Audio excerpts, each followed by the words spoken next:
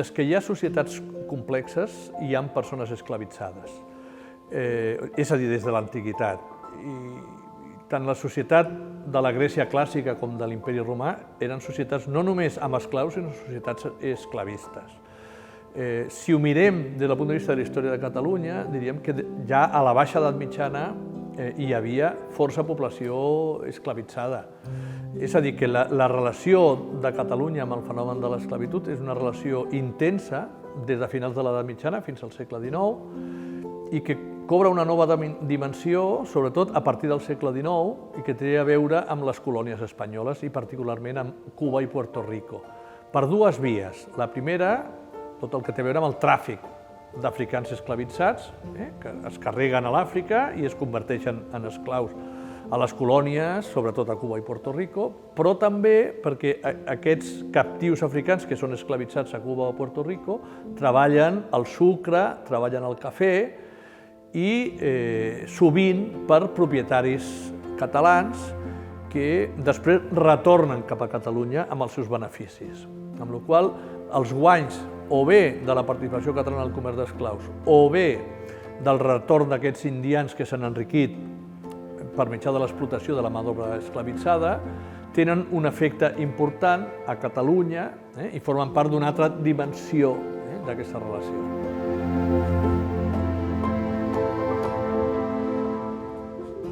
En el tràfic d'africans esclavitzats, la participació catalana és important sobretot a partir de 1810. Per què? Perquè els britànics l'any 1807 i els nord-americans l'any 1808 han il·legalitzat el comerç d'esclaus. I llavors el forat que deixen, sobretot els britànics, però també els nord-americans, passa a ser cobert pels espanyols en general, no només els catalans, els espanyols. Què passa? Que hi ha colònies catalanes a les principals ciutats portuàries del Gran Carib i es dedicaven a tot tipus de comerç i a partir de 1810 alguns al comerç també d'africans esclavitzats. Clar, això coincideix amb el boom de producció de sucre, també de cafè, a Cuba, que necessita molta mà d'obra.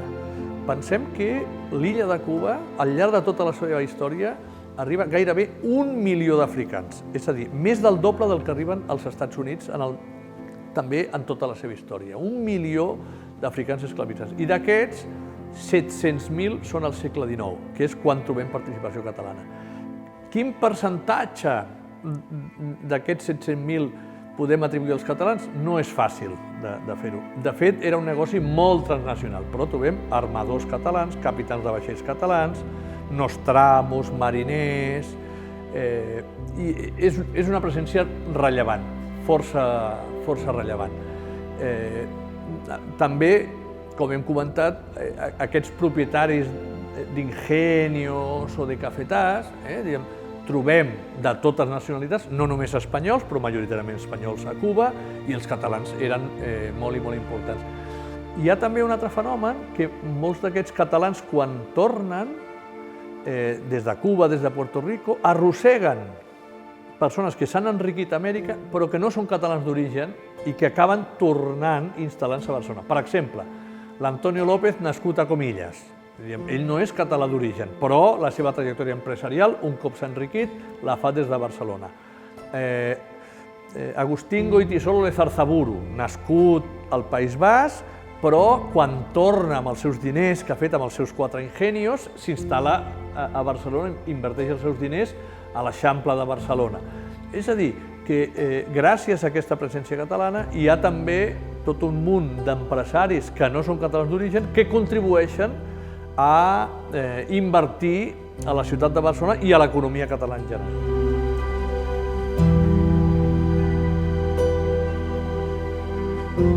A nivell de Catalunya, Barcelona té un paper central, però hi ha altres ciutats. Per exemple, Vilanova i la Geltrú.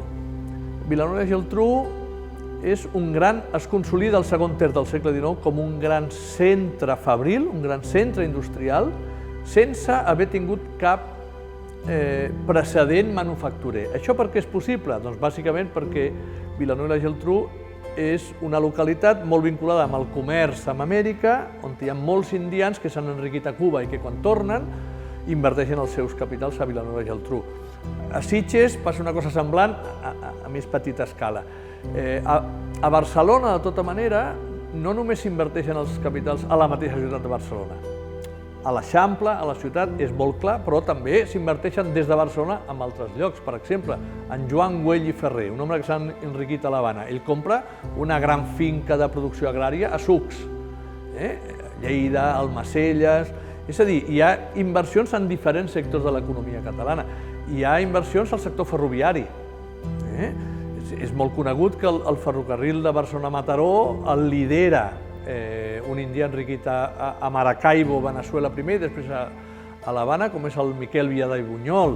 Però també hi ha un altre personatge, en Jaume Samà, que hi participa. O el ferrocarril de Barcelona a Valls per Vilanova i la Geltrú, que fan Francesc Gomà i Ferran, que és un home enriquit a Matanzas, a Cuba. És a dir, des de Barcelona van invertint en diferents sectors de l'economia catalana. Molts també en el sector financer, i aquest sector financer dona servei, sobretot a Barcelona, però no només a Barcelona. És a dir, hi ha un efecte multiplicador radicat a la ciutat de Barcelona, això sí. El més conegut era l'Antonio López, el primer marquès de Comillas, del que jo diria que es coneix prou bé, però tenim altres personatges potser no tan coneguts, com en Tomàs Ribalta Serra, nascut a la Barceloneta, que va tenir fins a 3 ingenios diferents a la zona de Sagua la Grande, i que quan va tornar cap aquí va comprar el Palau Marc. Si l'Antonio López comprava el Palau Moja, ell vivia al Palau Marc. Podem parlar també, ja ho he fet abans, de l'Agustín Goytisolo Lezarzaburu, que és un gran hisendat que construeix diferents edificis a Passeig de Gràcia, a Aragó, al carrer Palai, que viu a plaça Catalunya, és un altre personatge rellevant. En Josep Taltabull Garcia, nascut a Maó, però que quan s'enriqueix torna a Catalunya, també tenia un ingenio. La família Samà, de Vilanova i la Geltrú, el gerent del Banc Hispano-Colonial, que era Sotolongo, de cognom, que va venir l'any 1877 i es va fer càrrec de la gerència del Banc Hispano-Colonial i de les empreses que va fer el Banc Hispano-Colonial. Hi ha molts i molts personatges. Només repassant, per exemple, el que era el Círculo Hispano-Ultramarino de Barcelona, la major part eren indians, trobarem molts d'aquests personatges. Home, el que sabem és que la migració catalana cap a Amèrica predominaven els factors d'atracció d'Amèrica que no els elements d'expulsió de Catalunya. Els que marxaven no eren majoritàriament els més pobres, eren gent de classe mitjana que tenien clar que marxaven amb la idea de retornar. És un tipus de migració molt especial. És a dir, jo marxo, però el meu objectiu és enriquir-me per tornar. I llavors hi havia un lema que es feia servir al segle XIX, que és 5 anys de privacions i una fortuna. No eren 5 anys, normalment podien ser 15, 20, 25 anys. També és veritat que la major part dels que tornaven enriquits, perquè no tots ho aconseguien, els que tornaven enriquits no ho feien quan ja eren molt grans. La majoria ho feien quan estaven amb la seva plenitud vital i empresarial, per la qual cosa l'efecte en l'economia i la societat del Principat era molt més gran.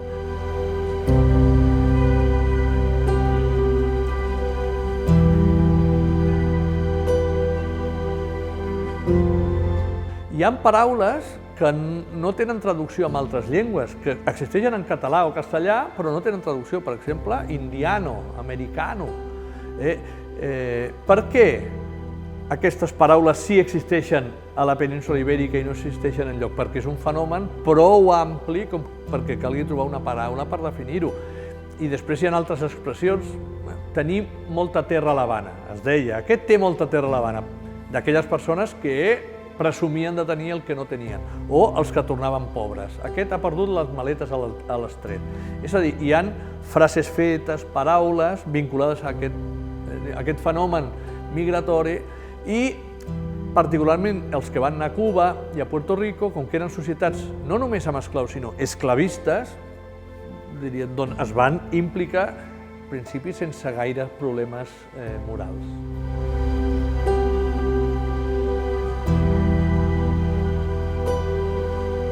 Hi ha un fet diferencial, no només català, sinó de fet espanyol, que a la dècada de 1870 neix un moviment per oposar-se a l'abolició que s'està coent. I aquest moviment eren els Círculos Hispano-Ultramarinos. Aquest era el nom. El que passa que aquests cercles després van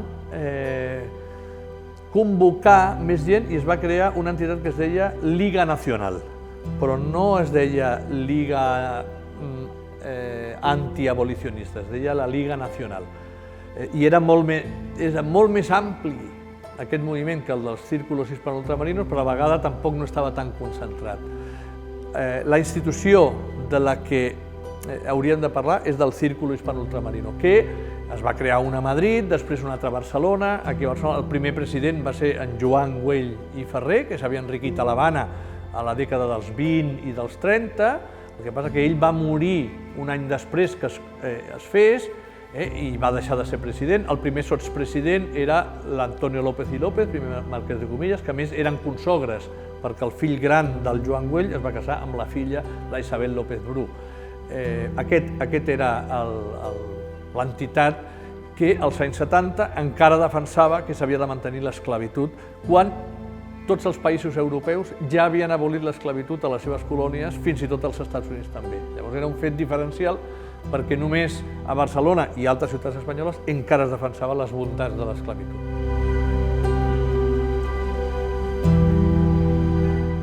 Home, al segle XIX, com al segle XVIII, com al segle XXI, les maneres de veure el fenomen sempre són tan diverses com persones hi ha, no? Tenim aquesta dita de tants caps, tants barrets. Si mirem, per exemple, a les Corts de Cadis hi ha dues propostes d'abolició del tràfic i de l'esclavitud que es debaten. Hi ha nuclis abolicionistes.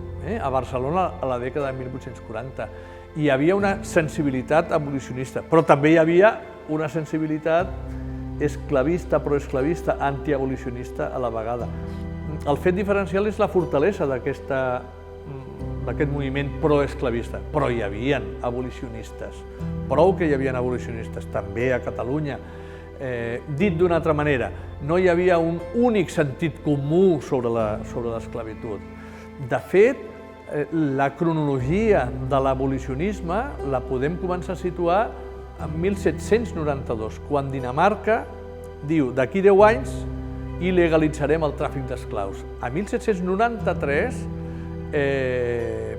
ja hi ha l'abolició de l'esclavitud al que serà Haití.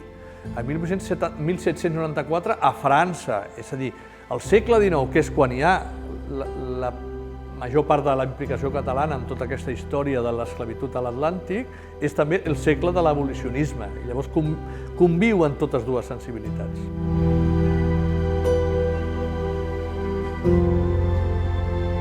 La recerca sobre l'esclavitud, si la fem en relació a Cuba, Puerto Rico o la resta, diríem, de l'Amèrica hispana, hem d'anar fonamentalment als arxius que són allà. No és fàcil trobar informació als arxius catalans. Si ens situem al segle XIX, trobarem altres fonts d'informació. Tenim l'Archivo General de Indias a Sevilla, que és bo pel segle XVIII, fins a 1830. Tenim l'Archivo Histórico Nacional a Madrid, que dona prou informació sobre el tràfic d'esclaus. I després tenim també, si treballem el tràfic, només el tràfic, fonts britàniques. Sobretot a partir del moment en què Espanya il·legalitza el tràfic d'esclaus, que és a partir de 1821, i ho fa després d'haver signat un tractat amb Gran Bretanya, amb la qual Gran Bretanya serà l'encarregada de fer complir aquest tractat i genera molta documentació perquè té molts funcionaris, diplomàtics, militars, perseguint l'esclavitud, i això als historiadors ens dona molta informació quan el tràfic ja és il·legal. Però pensem que quan el tràfic ja és il·legal, a Cuba entra més de 500.000 d'africans esclavitzats. És a dir, és il·legal, però encara es manté durant gairebé 50 anys i es fa amb uns grans nivells. I per treballar aquest moment de la il·legalitat del tràfic, que no trobem fonts oficials perquè és il·legal, si tenim les fonts britàniques. Combinant fonts catalanes, fonts d'altres llocs d'Espanya, fonts americanes, fonts britàniques, al final sí que podem tenir un panorama prou enriquidor.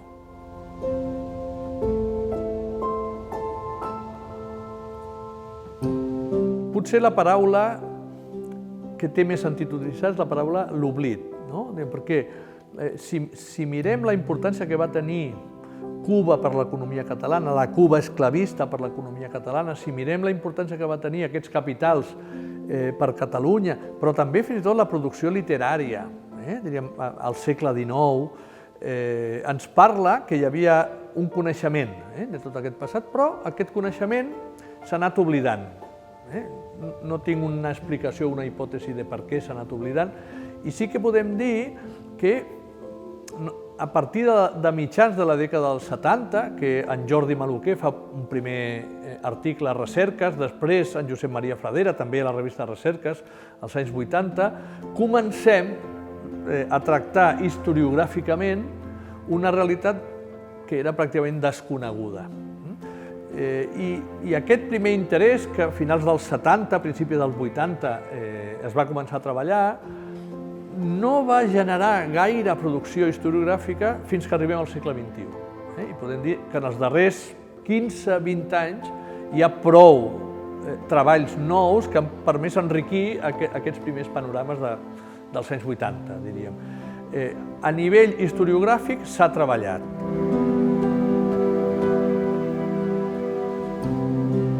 On és que no s'ha treballat? Precisament a l'àmbit dels museus. I no només els museus, en principi les institucions del país, siguin de l'àmbit local o sigui la Generalitat, tampoc no ho han treballat. Pensem que l'any 1994 la UNESCO va aprovar un programa que llavors es deia la Ruta de l'Esclau, ara es diu la Ruta de les Persones Esclavitzades, l'any 94, que demanava als països implicats en el tràfic que fessin polítiques de memòria de l'esclavitud. Han passat 30 anys i no s'ha fet res. La UNESCO va declarar un dia per record d'aquestes víctimes. A Catalunya no s'ha fet mai res. L'any 2006 no només va ser la UNESCO, va l'Assemblea General de Nacions Unides acordar un altre dia en record de les víctimes. Aquí no s'ha acordat res.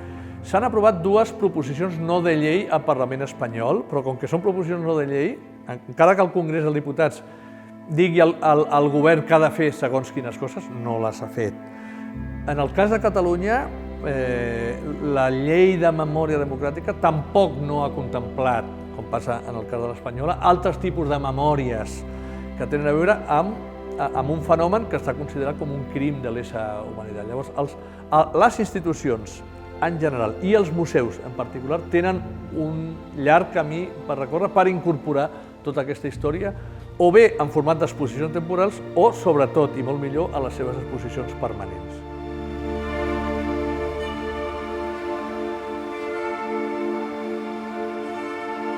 Jo penso que els museus tenen un paper important en tota aquesta història i poden establir convenis amb els equips de recerca que es dediquen a fer aquesta mena d'investigacions, després perquè això tingui un retorn, diríem, cap al museu. Poden convocar per ells mateixos beques vinculades a aprofundir en aquelles qüestions, diríem, que no sabem. Poden establir programes educatius i didàctics pensant fonamentalment, sota la meva opinió, tant en el públic universitari però també el públic de l'ensenyament secundari, que acostumen a venir als museus per incorporar alguns projectes didàctics que tinguin a veure i, per tant, a la mesura que els museus són un espai de divulgació i un espai didàctic, transformar el coneixement historiogràfic, que segurament és més farragós, d'una forma entenedora pel públic en general. Jo penso que podrien tenir. I el Museu d'Història de Catalunya, en particular, que fins ara no ha estat un exemple precisament de tot això.